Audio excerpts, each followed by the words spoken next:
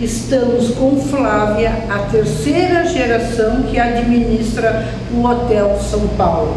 Flávia, muito obrigada, ela colaborou, nós ficamos aqui 3 dias, para nós é muito importante essa colaboração, esse apoio que você nos deu.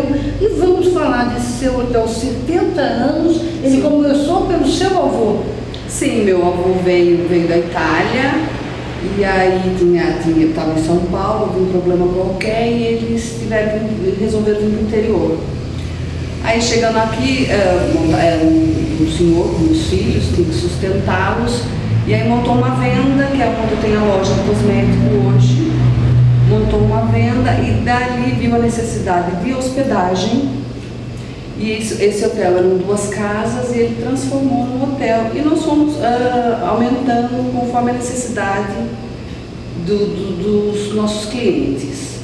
Hoje nós estamos aqui já há 70 anos, o prédio ainda está legal, está bem. Muito bom o prédio. Tá, e nós vamos ter bem conservado, né? Muito bem conservado, graças a Deus. E quantos apartamentos tem o seu? Nós temos 24 apartamentos entre single, duplos e triplos. Então a gente recebe muita firma e nós temos bastante procura. Agradeço, Flávia, pelo apoio, agradeço pela atenção. São muito simpáticos, muito carismáticos. Isso é muito importante nessa área, né, Flávia? Eu acho assim, quem quer trabalhar no comércio de uma forma geral tem que estar preparado. Nós temos uma preparação toda do Sebrae, que veio aqui e nos ajudou muito. Nós estamos já há 5 anos trabalhando junto com o Sebrae. Agora nós vamos vai ser inaugurado o circuito sobre a Revolução de 1932, que nós fomos palco da Revolução e temos muita coisa sobre a Revolução. Então o Sebrae veio para nos ajudar, eu acho que para nos profissionalizar de forma correta. Flávia, muito obrigada, parabéns, estima o seu pai melhor. Uma pena que eu não pude conversar, mas vou voltar, porque as histórias... Quando quiser, eu quero voltar. Eu devia ter gravado, eu não fui, fiquei encantada ele contando. Mas um abraço, muito obrigada, sucesso, continue. E Visão Paranormal agradece ao Hotel São Paulo aqui em Itapira.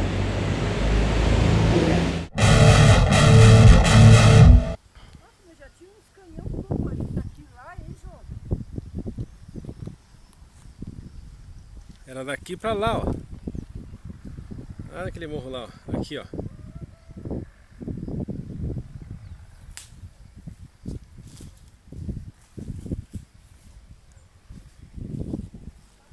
Nossa, é a própria trincheira.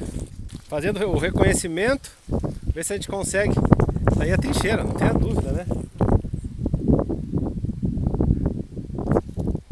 Vamos lá, amigão? E aí, Rosinha? Jabuticaba no pé. Olha, jabuticaba no pé. Hoje em dia é uma coisa rara, gente. Nossa, gente, tá plena. Tá plena. Não é a vaca preta, viu? Ah, não, o boi, né? Veja onde o caça-fantasma está indo para procurar histórias para você. Em Minas. Estamos em Minas, divisa de São Paulo. Um lugar muito bonito e as pessoas muito simpáticas.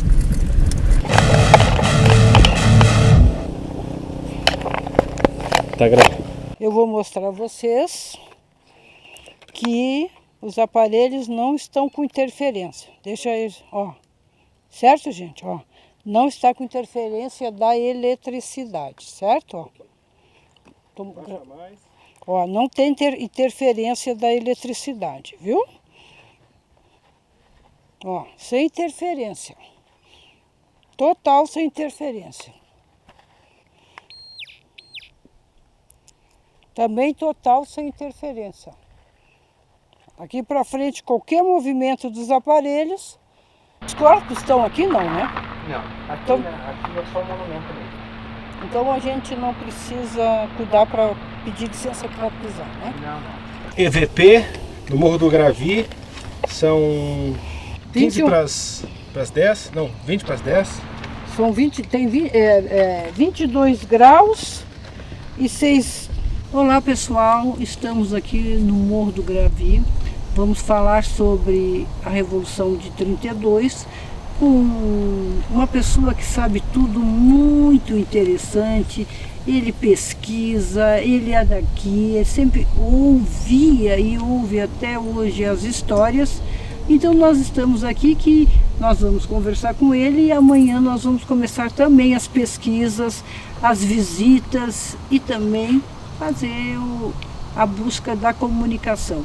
Rodrigo Luiz, muito obrigado, e é um prazer estar contigo aqui. Uma pessoa que tem um conhecimento que eu me encantei, gente. Eu quero que vocês vejam o que ele sabe nos seus detalhes da Revolução de 32. Muito obrigado, primeiramente, Rosa, João, por essa oportunidade. Eu que tenho o grande prazer de estar com vocês, porque admiro o trabalho de vocês. Quero mandar minha saudação àqueles que nos veem e dizer que realmente é uma alegria muito grande poder falar sobre a Revolução de 32, que é um dos momentos da história do Brasil que realmente são apaixonantes para mim, que sou um pesquisador, né, gente? Eu não sou um historiador no estrito sentido da palavra que é formado, mas passei muito tempo da minha vida pesquisando sobre isso por amor mesmo, né? E eu estou inteiramente à disposição de vocês. Pois é, Rodrigo, aqui então também foi um campo de batalha. Sim, e aliás, um dos principais campos de batalha. O Morro do Gravio, ele entrou para o histórico da Revolução de 32 porque foi uma batalha muito cruel, foi uma batalha muito sangrenta. Ela foi praticamente a última batalha ocorrida em terras itapirenses, né? Foi o último ponto de resistência das tropas paulistas contra as tropas federais, que eram as tropas fiéis a Getúlio Vargas, né? E que foram mandadas para sufocar a revolta, né? A revolução que havia estourado em São Paulo no 9 de julho. E qual a causa dessa revolução, dessa guerra, vou colocar assim? A Revolução ela surge num contexto de descontentamento da população, né, da elite paulista e também da população, com o governo provisório do Vargas, que havia assumido a chefia do país em 1930, com a Revolução que triunfou, né, que colocou ele no poder. Vargas havia estabelecido um governo provisório, suspendido a Constituição vigente, que era a Constituição de 1891, e prometido convocar uma nova Assembleia Constituinte para breve, né? Mas o que acontece? Passaram-se 2 anos, Vargas perpetuado no poder, a população paulista descontente porque Vargas havia nomeado interventor que não era paulista, era uma pessoa completamente estranha ao Estado e que estava, de certa forma, prejudicando São Paulo econômica e politicamente. Então, as elites, né, os intelectuais, né, as lideranças militares do Estado de São Paulo se mobilizaram, né, para que o governo Vargas percebesse que era necessário realmente convocar uma Constituição, restaurar a ordem e a lei no país, né? A ordem e a lei no sentido de novas eleições, né? Isso não aconteceu. Ocorreram várias manifestações em São Paulo, na cidade de São Paulo. Talvez a mais importante, aliás, a mais importante, né, que acabou sendo o estopim para a Revolução, foi no dia 23 de maio, quando uma multidão numerosíssima de paulistanos, de paulistas, marcharam pelo centro da cidade, protestando contra Vargas, né, pedindo realmente aí uma nova Constituição, pedindo realmente o fim da ditadura. Foi reprimida por forças leais a Vargas, e houve um confronto próximo à Praça da República, porque havia ali um prédio da Legião Revolucionária, que era uma força organizada pelos tenentes, que era a classe militar que, com o Vargas, havia ascendido ao poder. Então os tenentes estavam prejudicando a própria condução do Estado de São Paulo. Eles interferiam na política, eles interferiam em várias áreas do governo. E essa Legião Revolucionária ficava num prédio, ali o prédio existe até hoje, inclusive, Um grupo de manifestantes tentou invadir esse prédio e foram recebidos a tiros de metralhadora. Então, ocorreu aí a morte de 4 jovens, cujas iniciais foram utilizadas para batizar a sociedade secreta que daria origem à Revolução. Então, eram eles Martins, Miragaia, Drauzio e Camargo. Eram os sobrenomes desses rapazes. Um quinto ferido naquele dia morreu posteriormente, que era Alvarenga. Então Alvarenga também entrou para esse panteão dos protomártires da Revolução. Morrendo esses moços, as elites e todos aqueles grupos que estavam já preparando um movimento viram que havia chegado a hora. Não, vamos então já dar andamento, usar essa sigla, nossa sociedade secreta, e já vamos começar a regimentar homens para formarmos batalhões e marcharmos para o Rio de Janeiro e derrubar o Vargas, porque essa situação não pode continuar. Estava já praticamente tudo preparado, né? Quando no dia 9 de julho, então, explode a Revolução. Ela pega de surpresa o governo federal. A população de São Paulo estava mais ou menos a par, mas mesmo assim muita gente foi pega de surpresa. E uma tropa de voluntários paulistas, encabeçadas pelo general Euclides Figueiredo, pai do presidente João Batista Figueiredo, marchou pelo Vale do Paraíba até a divisa com o Rio de Janeiro. Então, os paulistas, postados ali na fronteira com o Rio, à espera desses reforços que nunca vieram, dão a Vargas o tempo suficiente para que ele mobilizasse tropas para sufocar a revolta. Então, o que era para ser uma revolução rápida, de derrubar o Vargas, sem derramamento de sangue, acaba sendo uma guerra defensiva. Quer dizer, defender as fronteiras do estado de São Paulo para que não fosse ocupado pelas tropas federais. Como ficou esse massacre? Porque trocando por miúdo foi um belo do massacre. Foi. Como ficou os soldados aqui, aprisionados aqui no sentido de tocar, foram sob tocaias que mataram eles aqui nesse processo? Sim. Soldados paulistas eram homens comuns, eram homens do povo que se alistavam. Então você tinha entre as tropas dos batalhões de voluntários, operários, professores, advogados, jornalistas, homens de letras, homens do povo, que não tinham nenhuma instrução de guerra. Eles não tinham experiência em combate. As únicas forças que tinham experiência em combate eram as tropas realmente militares, o exército regular, e as tropas da força pública. Mas o grande contingente era realmente de voluntários civis, que recebiam aí treinamento militar de 2, 3 dias no máximo, e já eram mandados para as trincheiras. E aqui? Aqui era trincheira? Tinha trincheiras aqui?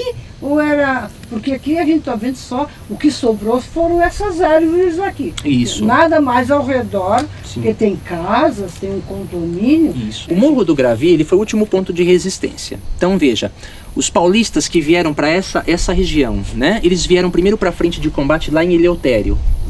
Tá? Então lá em Eleutério, eles ficaram ali até o dia 26 de agosto, quando houve uma grande ofensiva das forças federais e, evidentemente, os paulistas, sem munição suficiente.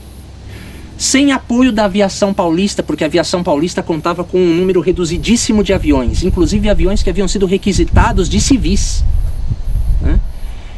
As forças federais tinham 3 vezes mais o número de aviões que os paulistas, né? E eram aviões extremamente equipados. Mas eu acho que os paulistas...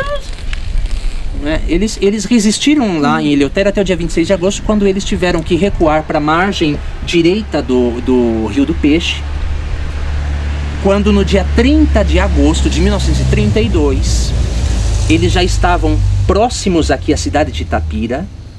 Foi o último ponto de resistência dentro do perímetro da cidade. Eles recuaram no entardecer do dia 30 de agosto. O último batalhão a deixar Itapira foi o batalhão Piratininga. Eram cerca de 30 homens que saíram, apoiados pela artilharia do trem blindado. O trem blindado deu cobertura para que eles se retirassem.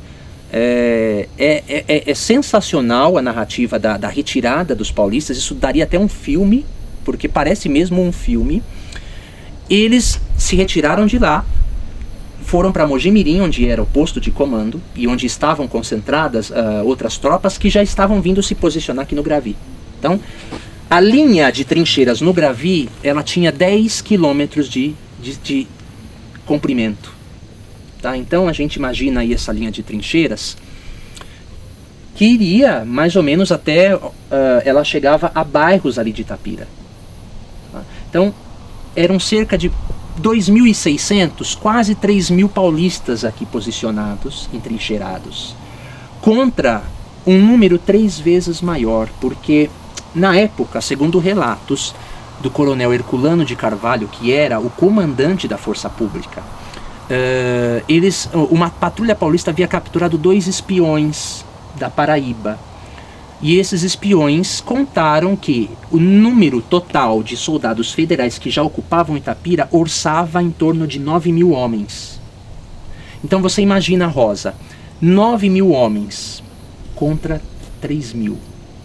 As tropas federais tinham 14 canhões, 14 peças de artilharia. As tropas paulistas só tinham 1 peça de artilharia. Nossa, foi um massacre. Foi. Não me desculpe. Foi um massacre. Foi. O coronel Herculano, no memorial dele sobre a Revolução, ele diz que os paulistas não conseguiam nem botar a cabeça para fora da trincheira. Tamanho era o fogo inimigo. Eu creio, mas esta é uma opinião do Rodrigo, que ainda há, nessa topografia, certamente, restos mortais de paulistas.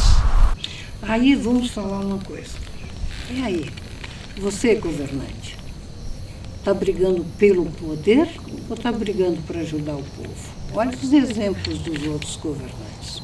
Isso é a nossa preocupação, né? Sem dúvida. Os que têm poder, às vezes esquecem do povo.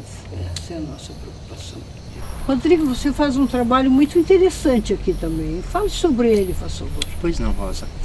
Eu fui convidado no primeiro semestre desse ano para participar do grupo que está desenvolvendo, com o auxílio do Sebrae, um roteiro turístico para a cidade de Itapira, com a intenção de atrair o turismo para cá. Porque Itapira tem um potencial turístico que precisa ser explorado, que precisa ser valorizado.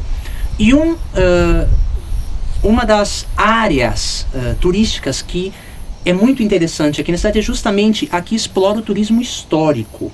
Nós vamos levar grupos de pessoas, de visitantes, turistas, para conhecerem alguns pontos de Itapira que têm relação com a Revolução de 32. Então, Eleutério, que é um bairro aqui de Itapira, que já faz divisa com o sul de Minas, com Jacutinga, né? Que foi um dos pontos de combate intenso, né?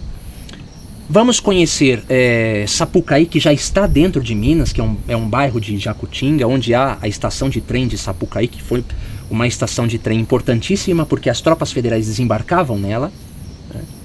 E trazer as pessoas para conhecer o Morro do Gravi, que foi, digamos assim, o canto do cisne do combate da Revolução em Itapira, né? Porque foi o último ponto de resistência dos paulistas. Então foi um momento de grande tensão e onde ocorreu um massacre. Parabéns, você tem um conhecimento e uma boa vontade para você, para o Sebrae, parabéns. E a cidade tem prédios antigos muito bonitos, também os prédios da cidade. Tem locais muito bonitos que eu já andei por aqui hoje durante o dia. E nós, amigos, a próxima etapa nós vamos a outros locais, fazer a gravação noturna, vamos seguir. A história de 32 vai ter umas 4 ou 5 fases, mas o programa Caça Fantasma também trouxe para vocês uma curiosidade que nós brasileiros não podemos deixar de conhecer e admirar a cidade, admirar as pessoas que estão mantendo viva a história, porque o presente precisa do passado, como o futuro precisa do presente. É tudo interligado.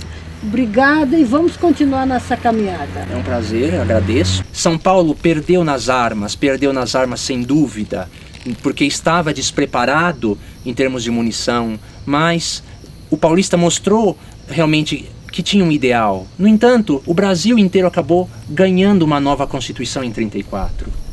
Então, a história é essa. Vamos viver essa história, lembrar dessas pessoas. Não vamos negar a história. Exato. Porque quando a gente nega algum fato assim, a gente pode cair no mesmo erro. Exatamente. Esse que é o grande problema. Exatamente. Pode-se cair nos mesmos erros. Exato. Obrigada e para a próxima, nos aguarde. Obrigado. Bom, nós estávamos quietinho, escutando nosso amigo, mas agora, se tiver alguém que queira se comunicar...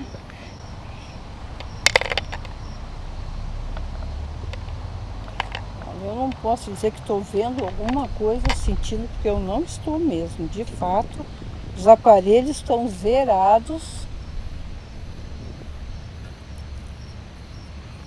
E bem zerados, gente. Eu tive hoje à tarde aqui, também não tive uma sensação, alguma sensação. Puxa, me assustei. Eu e os cachorros. Percebam que eu tenho medo de cachorro, não tenho medo de fantasma. Vou ficar aqui um pouquinho esperando se alguém quer se comunicar, mas como tá batendo o que eu senti hoje pela manhã. Ninguém quis se comunicar. Nem aqui não tem nem interferência da eletricidade, que interessante, hein, gente? Olha, João, os aparelhos estão respondendo a mesma sensação que eu tive hoje à tarde. Qual foi? Nada. É? A mesma sensação que eu tive. Lembra que eu te falei Sim, hoje à sim, tarde? eu sei. O nosso plano era passar a noite de amanhã aqui com o Rodrigo, nós ficar aqui até tarde. Hoje, quando a gente estava fazendo a pré-produção, conhecendo, a Rosa sentiu que não estava. Não, o aparelho está respondendo, ó, não tem nada aqui. Hoje nós conseguimos um outro autorização num outro sítio, né? Lá em Eleutério, né? Que vocês viram como o Rodrigo falou. Então a gente deve passar a noite amanhã nesse outro sítio onde tem a trincheira, vai ficar dentro da trincheira. Porque aqui, gente, bateu com o que eu estava sentindo. Rosa, eu gostaria de ressaltar que esse monumento, ele foi o primeiro monumento erigido no estado de São Paulo em homenagem aos soldados que tombaram durante a Revolução.